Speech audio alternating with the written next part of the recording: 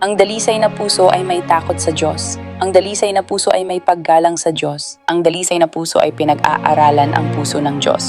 Naglalaan ng panahon sa kanyang salita, hindi lamang upang ma-check sa listahan na nabasa ko na ang Biblia, kundi upang magnilay-nilay dito at tunay na marinig ang tinig ng Diyos at makilala ang kaniyang puso.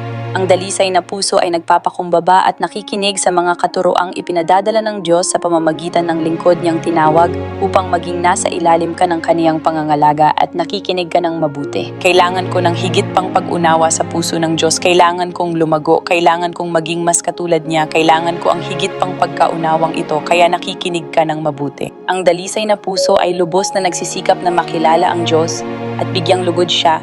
Kaya isinasara nito ang pintuan sa lahat ng pakana ng dyablo na sinusubukang hilahin kang maging makalaman.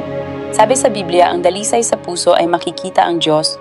Madalas na binabanggit ni Jesus ang mga Pariseo na may maruruming puso. Ang maruming puso ay nangangahulugang mayabang, mapanghusga at mapagduda. Maari rin itong mga hulugan ng kawalang pakialam kung nasasaktan ng iba, kawalan ng alab para sa Diyos, pagiging kampante sa kasamaan, pagtrato rito ng magaan at pabaya, pagsasalita ng masama laban sa iba, o paglalayo ng mga tao sa katotohanan. Hindi mahirap magkaroon ng dalisay na puso. Hindi mahirap makilala ang Diyos at magkaroon ng pag-unawa tungkol sa Kanya at sa Kanyang puso. Ngunit kailangan mong piliin na tunay na hanapin ang Kanyang puso. Kailangan mong gawin ang layuning ito. Kailangan mong gawin ang desisyong ito.